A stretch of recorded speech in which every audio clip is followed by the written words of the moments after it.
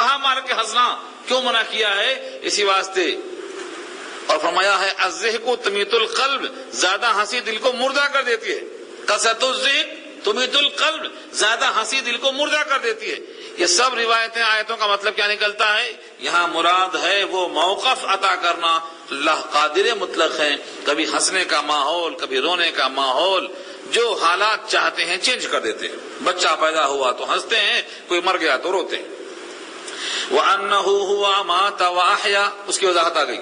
اور بے شک وہی ہے جو مارتا بھی ہے جلاتا بھی ہے. وَأَنَّهُ خَلَقَ الزَّوْجَيْنِ الذَّكَرَ وَالْأُنثَى، اور بے شک وہی ہے جس نے پیدا کیا جوڑے، مذکر بھی مؤنث بھی.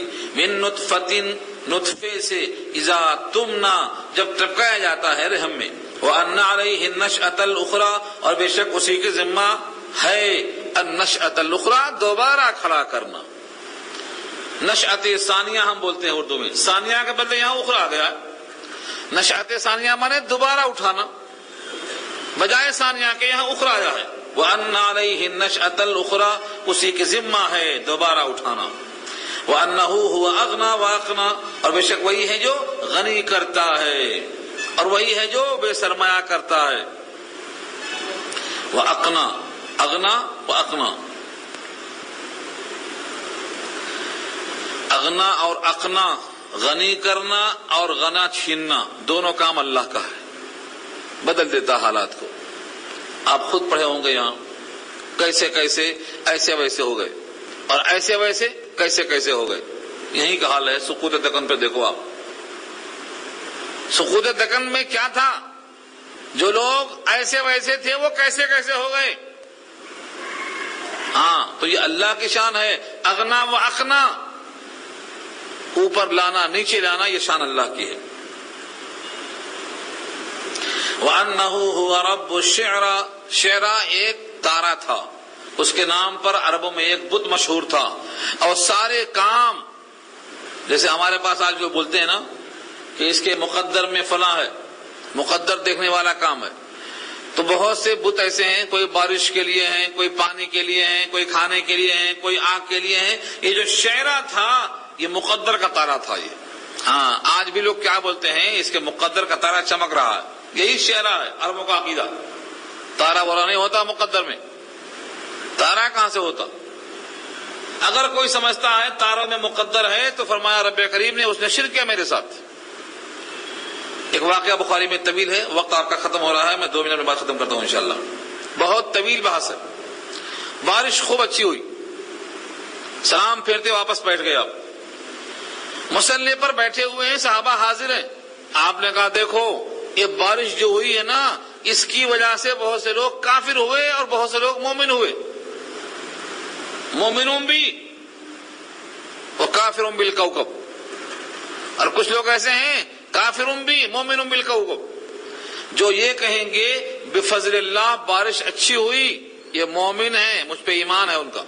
اور جنہوں نے کہا مطرنا بنوء کذا، اس برج سے تارے کا نکل کر اس برج میں جانے سے بارش ہوئی، اس نے میرا انکار کیا، اس پر ایمان لایا.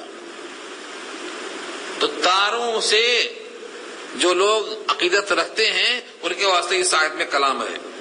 کیا ہے؟ وَأَنَّهُ هُوَ رَبُّ الشِّعْرَى، وہ ایسا رب ہے جو شعرا کا خالق ہے، شعرا کو پیدا کرنے والا ہے، لہذا اسی کی طرف سے تمہیں مقدر بنتا ہے اور بگڑتا ہے. یہ رب شعرا ہونے کا مطلب کیا ہے؟ شعرا میں کوئی صلاحیت نہیں، وہ تو ایک مخلوق ہے، اس کا پیدا کرنے والا اصل مالک ہے. وَأَنَّهُ أَهْلَكَ عَادًا الْأُولَىٰ، اور بے شک اسی نے ہلاک کیا ہے پہلے عاد کو، وَثَمُودَ، اور سمود کو. ایک ہے عاد اولا، ایک سمود ثانیہ. سمود کو سمود عاد ثانیہ کہتے ہیں اور عاد کو عاد اولا کہتے ہیں. اس کی تفصیلی بات سورہ فجر میں انشاءاللہ آئے گی، سورہ فجر میں کلام ہوگا. یہ تو عاد اور سمود یہ دونوں قومیں قریب قریب مشترک ہیں، ان دونوں کا نسب اوپر جا کر ارم میں مل جاتا ہے. اس واسطے کہا اسی نے ہلاک کیا عاد کو، عاد اولا کو اور سمود کو. فما ابقا، کوئی باقی نہیں ہے، کسی کو نہیں چھوڑا عاد میں سے سمود میں سے. وقوم نوح من قبل، اور قوم نوح کو بھی اس سے پہلے ہلاک کر دیا. کیوں؟ انہم کانوا ہم اظلم واطغى، کیونکہ بے شک انہوں نے اپنے آپ پر ظلم کیا اور سرکشی کیا. یہ ظالم بھی تھے، سرکش بھی تھے، اس واسطے ان کو اللہ نے ہلاک کر دیا۔ والمؤتفکۃ، مؤتفکۃ مانے جنگل کے رہنے والے، مراد ہیں قوم مدین والے، قوم شعیب کو کہا اللہ نے، والمؤتفکۃ، اور الٹی ہوئی بستیوں کو بھی پھینک دیا اللہ نے۔ احوا مانے اوپر سے نیچے پھینک دینا۔ ایک قوم شعیب اور ایک قوم لوط، ان دونوں کو اللہ تعالیٰ نے اس انجام کو پہنچایا، تو الٹی ہوئی بستیوں کو بھی پھینک دیا، پھر ان بستیوں کو گھیر لیا۔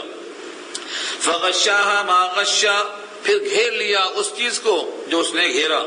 پہلے اللہ نے اس بستیوں کو الٹ دیا، پھر پتھروں کی بارش کر دی، یہ مراد ہے۔ فبأي آلاء ربك تتمارى، پھر کون کون سی اب کے رب کی نعمتیں ہیں تم جس میں شک کرتے رہو گے اور انکار کرتے رہو گے۔ تتمارا، تمارا کے معنی شک کرنا، جھگڑا کرنا، کب تک تم انکار کرتے رہو گے۔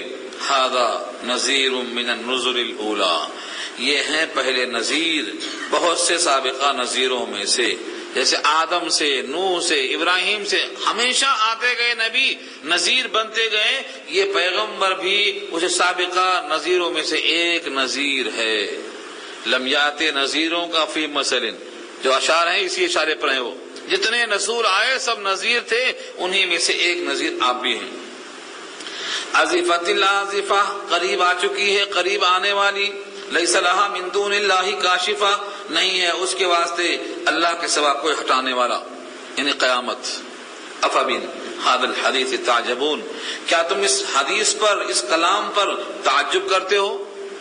وتضحکون، اور ہنستے ہو، ولا تبکون، اور روتے نہیں ہو؟ تمہاری قبر یاد نہیں آتی؟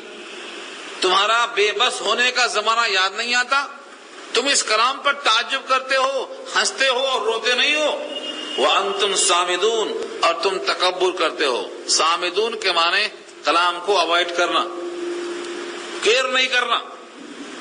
تم اپنے آپ کو بڑا سمجھ کر کے اس کلام پر توجہ کے خلاف کام کرتے ہو، تکبر کرتے ہو۔ تمہیں کیا کرنا چاہیے تھا؟ فسجدوا، سجدہ کرو، للہ، اللہ کے لیے، وعبدوا، اور بندگی کرو اسی اللہ کی۔ یہاں پر سجدہ واجب ہے، اب کر لیں چاہے جب کر لیں، سجدہ آپ کے ذمہ واجب ہے۔ یہاں سورہ نجم مکمل ہو گئی، انشاءاللہ اس کے بعد سورہ قمر کا آغاز ہوگا۔ دعا کر لیجیے۔